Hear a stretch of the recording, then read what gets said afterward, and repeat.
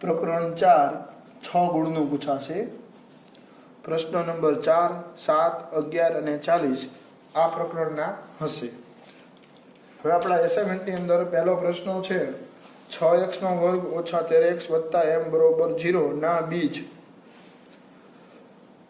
પરસ્પર વ્યસ્ત હોય તો m નું મૂલ્ય કહો। હવે તમને જણાવી દઉં કે બીજ છે એ પરસ્પર વ્યસ્ત હોય, બીજ પરસ્પર વ્યસ્ત હોય ત્યારે હંમેશા a બરોબર c થાય। શું થાય? a બરોબર c। એટલે કે હવે આપણે સમજાવવું, જો અહીંયા a કોને કહેવાય તો કે x ના વર્ગનો સહગુણક એટલે 6, b કોને કહેવાય તો કે x નો સહગુણક એટલે કે -13, c કોને કહેવાય તો કે x પછીનું તમામ એટલે m। બરાબર છે? એટલે હવે આની કિંમત મૂકો તો તેથી a ની જગ્યાએ આવી જાય 6 બરોબર c ની જગ્યાએ આવી જાય m। એટલે કે જો તમે m નું મૂલ્ય તમને મળી ગયું 6। આવો એક ગુણનો પ્રશ્ન તમારે પૂછાઈ શકે। બરાબર?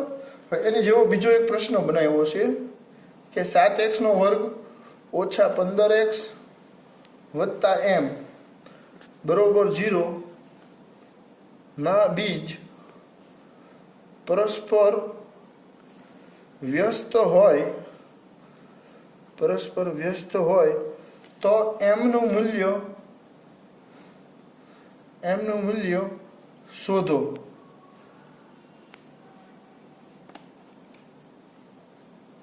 તો એનું સૂત્ર, પરસ્પર વ્યસ્ત જ્યારે બીજ હોય ત્યારે એનું સૂત્ર છે a બરોબર c।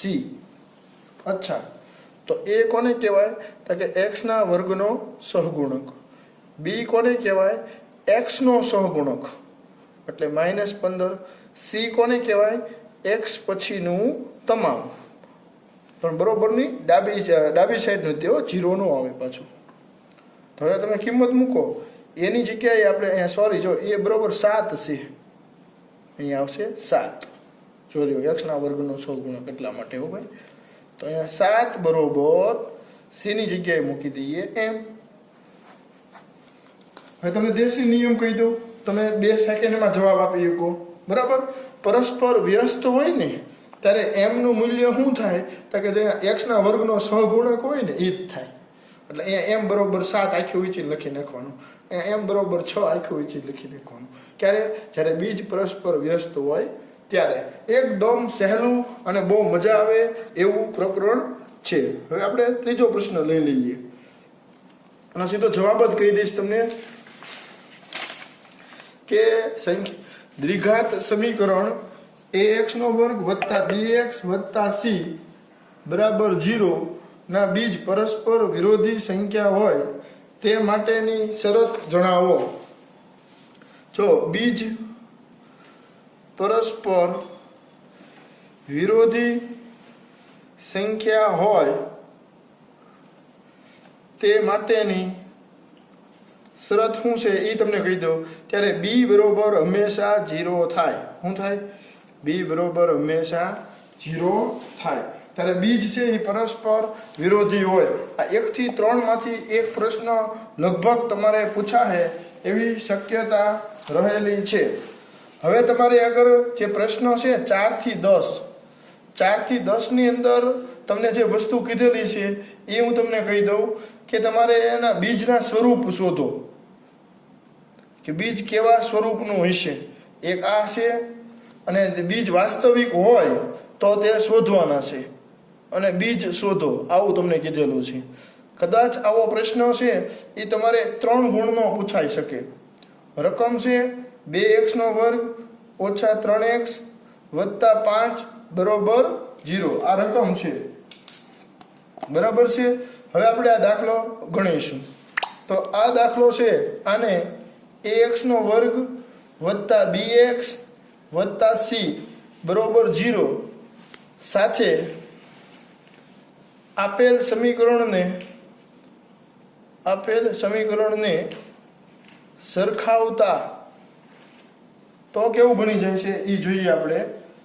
અહીંયા એક્સના વર્ગનો એ બરોબર એક્સના વર્ગનો સહગુણક એટલે 2, બી બરોબર એક્સનો સહગુણક એટલે -3 અને સી બરોબર એક્સ પછીનું તમામ એટલે 5, જેમાં બરોબર પછી 0 છે ધ્યાનમાં લેવાનું નથી. તો આ એક એનો દાખલો થઈ ગયો છે. હવે આની અંદર તમારે ડેલ્ટા શોધવા માટેનું એક સૂત્ર મૂકવાનું છે કે ડેલ્ટા બરોબર શું આવે.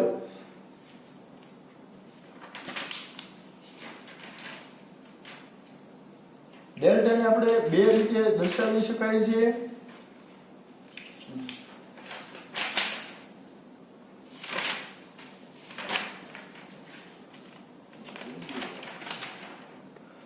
વિવેચક પહેલા આપણે શોધવાનું આવશે, એના આધારે બધું નક્કી થશે.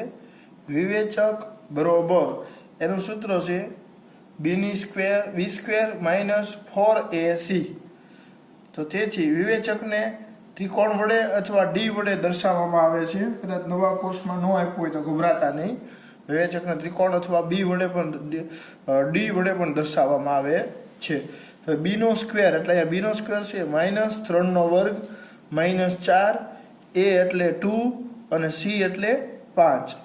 -3² કરો એટલે 9, -4 × 8, 8 × 5 40 અને 9 માંથી 40 જાય એટલે અહીંયા રહે -31. અહીંયા આગળ તમારો વિવેચક ઋણમાં આવ્યો. તો મિત્રો જ્યારે તમારો વિવેચક ઋણમાં આવે ત્યારે તમારે લખવાનું છે અહીં બીજ અસ્તિત્વ ધરાવતા નથી. અહીં બીજ અસ્તિત્વ ધરાવતા નથી. હવે તમે આમ જાણી લ્યો કેવું બનતું હોય કે જ્યારે તમારો વિવેચક 0 કરતા નાનો હોય, બરાબર છે, 0 કરતા નાનો હોય એટલે કે ઋણ હોય, ત્યારે બીજ અસ્તિત્વ ધરાવતા નથી. આ પહેલો નિયમ. ત્યારે બીજ અસ્તિત્વ ધરાવતા નથી. આ 3 આમ હું તમને લખાવું છું ને એમાંથી એક કૂટ પ્રશ્ન પૂછી શકે. પછી બીજો એક નિયમ સમજી લ્યો. માની લો કે તમારો વિવેચક છે એ એક્ઝેક્ટ 0 આવ્યો તો બીજ સમાન આવશે. કેવા આવશે? બીજ અસ્તિત્વ તો ધરાવશે જ તે, પરંતુ સમાન હશે. અને ત્રીજો નિયમ કે જો તમારો વિવેચક 0 કરતા મોટો આવ્યો, જો અહીંયા ગ્રેટર ધેન બને છે, ગ બને છે, અહીંયા આમ કરો ને તો લ બને છે, તો વિવેચક છે એ 0 કરતા મોટો આવે તો બીજ અસ્તિત્વ ધરાવે છે. આ 3 માંથી એક તમને પ્રશ્ન પૂછાઈ શકે. VSQ વિભાગ એની અંદર પૂછાઈ શકે. આમાં જો 3 વિભાગ એની અંદર આ ચેપ્ટરના 3 પ્રશ્નો પૂછે છે એટલે હું જે કરાવું એમાંથી કાંઈક આવશે એવું હું માનું છું. બરાબર. હવે આપણે આવી ગયા 5મો દાખલો. એમાં રકમ છે 2x² - 6x + 3 = 0. તો આ સમીકરણ છે એને દ્વિઘાત સમીકરણ ax² + bx + c = 0 સાથે સરખાવો. તો કેવું બને જુઓ. a = 2, b = -6 અને c = 3. તો વિવેચકનું સૂત્ર વિવેચક બરોબર b² - 4ac. પાઠ્યપુસ્તક વાળા ખાલી વિવેચક શબ્દ જ રાખે છે તો પણ વાંધો નહીં, આપણે અત્યારે વિવેચક શબ્દ રાખીએ. વિવેચક બરોબર b² એટલે -6² - 4, a એટલે 2, c એટલે 3. -6² એટલે 36 ઓછા 4 × 2 = 8, 8 × 3 = 24. 36 માંથી 24 જાય એટલે 12. એનો મતલબ એમ થયો આપણને વિવેચક મળી ગયો 12. હવે આપણે ભવિષ્યમાં જરૂર પડશે કે વિવેચકનું વર્ગમૂળ કાઢો. વર્ગમૂળની અંદર વિવેચક હોય તો શું બની જાય? તો 12ના અવિભાજ્ય અવયવ પાડો. 12, 2, 6, 2, 3, 3 અને 1. તો અહીંયા આગળ થઈ જાય 2 વર્ગમૂળની અંદર 3. અને આમ પણ કહી શકાય કે રૂટ ડેલ્ટા બરોબર 2 વર્ગમૂળની અંદર 3. મિત્રો તમારે જાણ ખાતર કહી દઉં કે વિવેચકને સંકેતમાં 2 રીતે દર્શાવી શકાય. આવો નાનો ત્રિકોણ કરીને અને ડી કરીને. આપણે ડી કરીને બતાવશું. બરાબર છે. છતાં કાંઈ પ્રશ્ન હોય તો મને વોટ્સએપ ઉપર કે રૂબરૂ જે રીતના પ્રશ્ન પૂછવો હોય એ પૂછી લેજો. અહીંયા જો વિવેચક તમારો 0 કરતાં વધુ આવ્યો એટલા માટે કે બીજ શક્ય છે. બરાબર છે. તો હવે આની અંદર આપણે શું કરશું તો આગળ બીજ શોધશું. બીજ આવી રીતના મળશે -b વત્તા રૂટ ડેલ્ટા છેદમાં 2a. આ આલ્ફાનું સૂત્ર છે. તો કે બીટાનું સૂત્ર શું છે તો -b માઇનસ રૂટ ડેલ્ટા છેદમાં 2a. તો તેથી આલ્ફા બરોબર હવે અહીંયા બી જુઓ તમારો કેટલો હતો -6. પહેલા માઇનસની કાયદેસરની નિશાની કૌંસમાં -6 વત્તા અહીંયા આગળ રૂટ ડી તમને મળ્યો છે 2 વર્ગમૂળમાં 3 છેદમાં 2 ગુણ્યા એ તમારી સામે છે 2. તો તેથી આલ્ફા બરોબર માઇનસ ઓર માઇનસ થઈ જાય પ્લસ 6 વત્તા 2 વર્ગમૂળમાં 3 છેદમાં 4. હવે આમાંથી 2 કોમન કાઢી લ્યો. 2 તેરી 6 3 વત્તા રૂટ 3 છેદમાં 2. 2 કેન્સલ થઈ ગયું. 3 વત્તા રૂટ 3 આ એના બીજ મળી ગયું. પહેલું બીજ સેમ. આ સૂત્ર યાદ રાખશું આપણે. તેથી બીટા બરોબર માઇનસ કૌંસમાં બી એટલે -6 માઇનસ 2 વર્ગમૂળમાં 3 છેદમાં 2 ગુણ્યા 2. માઇનસ માઇનસ ભટકાય એટલે 6 માઇનસ 2 વર્ગમૂળમાં 3 છેદમાં 4. 2 કોમન તો 3 માઇનસ રૂટ 3 છેદમાં 4. 2 દુ 4.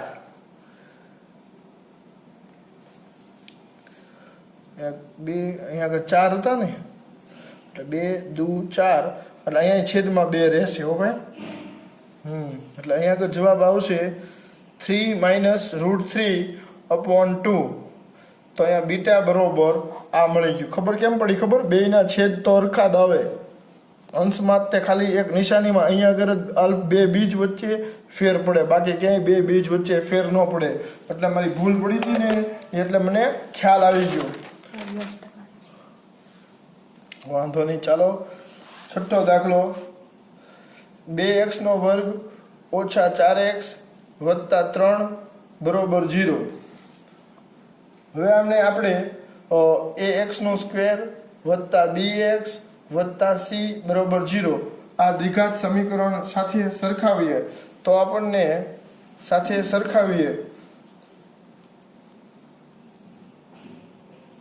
આપણને a બરોબર 2, b બરોબર -4 અને c બરોબર 3 મળે. હવે વિવેચક એટલે કે ડેલ્ટા શોધવાનું સૂત્ર છે b નો વર્ગ ઓછા 4ac. તો વિવેચકને સંકેતમાં d વડે દર્શાવાય. તો d બરોબર -4 નો વર્ગ ઓછા 4, a એટલે 2 અને c એટલે 3. -4 નો વર્ગ એટલે 16, 4 દુ 8 અને 8 તેરી 24. 16 માંથી 24 બાદ કરો એટલે અહીંયા રહે -8. તો d બરોબર -8 આવે છે એટલે કે આપણો ઋણમાં આવે છે. એટલે આ સમીકરણના બીજ વાસ્તવિક નથી અથવા તો શક્ય નથી. બરાબર. ચાલો હવે 7મો દાખલો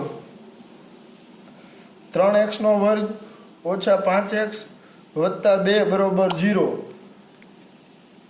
તો આને આપણે દ્વિઘાત સમીકરણનું હવે ઓલું લખવાનું થોડું કાપી નાખું છું.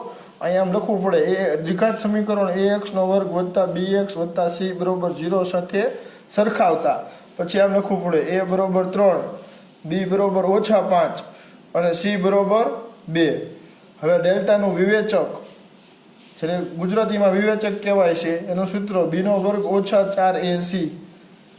વિવેચક એટલે d બરોબર -5 નો વર્ગ અહીંયા 4, a એટલે 3 અને c એટલે 2. 25 માઇનસ 4 તેરી 12, 12 દુ 24. 1 ડી બરોબર 1 આવ્યો, તેથી રૂટ ડી બરોબર તે 1 થશે, કેમ કે 1 નું વર્ગમૂળ 1. હવે આપણે આના બીજ શક્ય છે, કેમ કે જવાબ તમારો ધનમાં આવ્યો છે, તો આલ્ફા બરોબર -b વત્તા રૂટ ડેલ્ટા છેદમાં 2a. બીટા બરોબર, જો અહીંયા -b છે તો અહીંયા -b, છેદમાં 2a છે તો અહીંયા 2a, અહીંયા રૂટ ડેલ્ટા છે તો અહીંયા રૂટ ડેલ્ટા, પણ ફેર શું છે અહીંયા આગળ ખાલી. તો તેથી આલ્ફા બરોબર માઇનસ કૌંસની અંદર -5 વત્તા રૂટ ડેલ્ટા એટલે 1 છેદમાં 2a, એટલે કે 2 ગુણ્યા a કેટલો છે તા કે 3, માઇનસ ઓર માઇનસ પ્લસ 5 વત્તા 1 છેદમાં 2 તેરી 6, 6 ના છેદમાં 6, જવાબ આવશે 1. તેથી આલ્ફા બરોબર આપણને મળી જશે 1.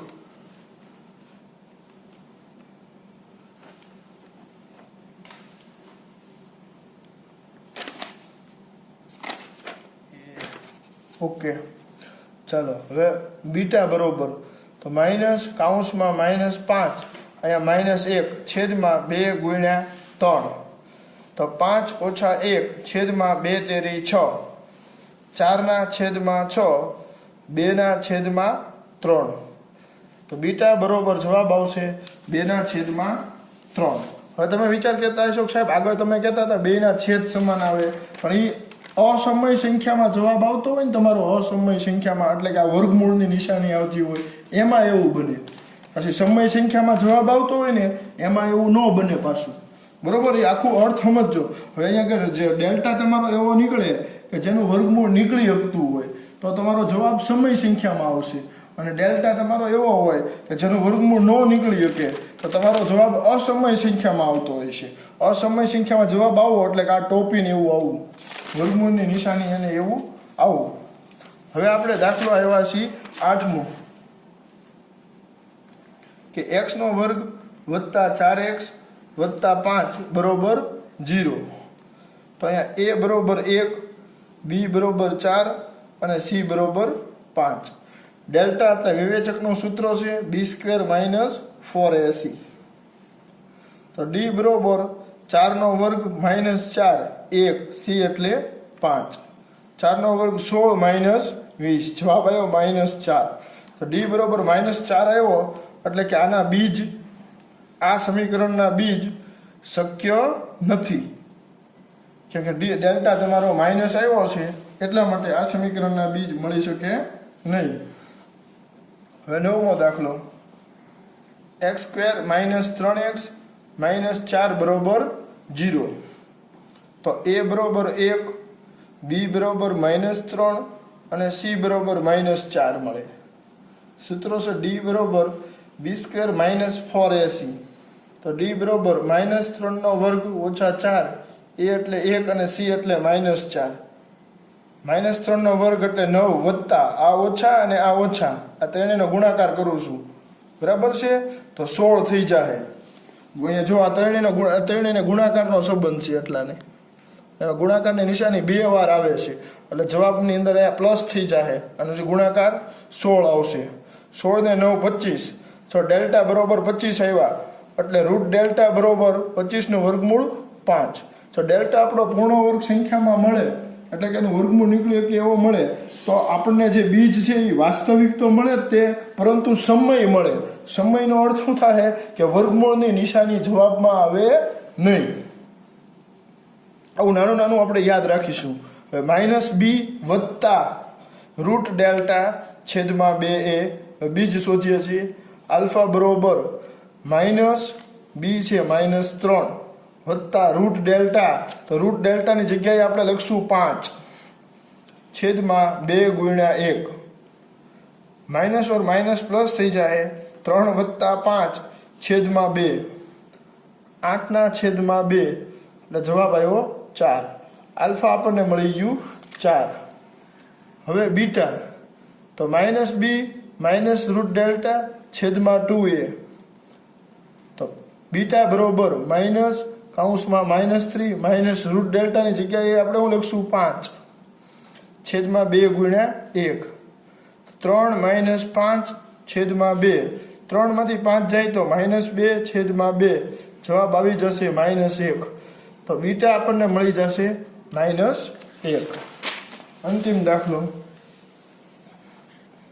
કે x વર્ગ વત્તા 2x ઓછા 143 બરોબર 0 તો a બરોબર 1 b બરોબર 2 અને c બરોબર -143 ડેલ્ટા બરોબર b સ્ક્વેર -4ac ડેલ્ટા બરોબર b એટલે 2 2 નો સ્ક્વેર -4 a એટલે 1 અને c એટલે -143 2 નો સ્ક્વેર 4 આ માઇનસ અને આ માઇનસ પ્લસ થઈ જાય અને 143 ચોક 3 ચોક 12 નો બગડો વધી 1 ચોકે ચોકે 16 ને 1 17 નો છાત્રો વધી 1 ચોકુ 4 ને 1 5 572 4 વત્તા 572 કરો એટલે 576 તો ડેલ્ટા બરોબર મેળવો 576 એટલે કે રૂટ ડેલ્ટા બરોબર 24 મિત્રો 1 થી 25 સુધીના વર્ગ તમારે પાકા કરી નાખવાના તો તમે ઝડપી ડિસિઝન લઈ શકીએ બરાબર છે તો આલ્ફા બરોબર સૂત્રો છે -b વત્તા રૂટ ડેલ્ટા છેદમાં 2a તેથી આલ્ફા બરોબર -2 વત્તા રૂટ ડેલ્ટાની જગ્યાએ 24 છેદમાં 2 ગુણ્યા 1 24 માંથી 2 જાય તો 22 ના છેદમાં 2 એટલે 11 તો આલ્ફા બરોબર આપણને મળી જશે 11 હવે બીટા બરોબર -b માઇનસ રૂટ ડેલ્ટા છેદમાં 2a તેથી બીટા બરોબર -2 -24 છેદમાં 2 ગુણ્યા 1 -2 અને -24 એટલે સમાન નિશાની એ સરવાળો મોટા પદની નિશાની અને એને 2 વડે ભાગો એટલે બીટા મળી જાય -13 થોડુંક ફાસ્ટ ભણાવ્યું છે પણ એકદમ સરળ છે તમે શાંતિથી ગણજો તમને 100% આવડી જશે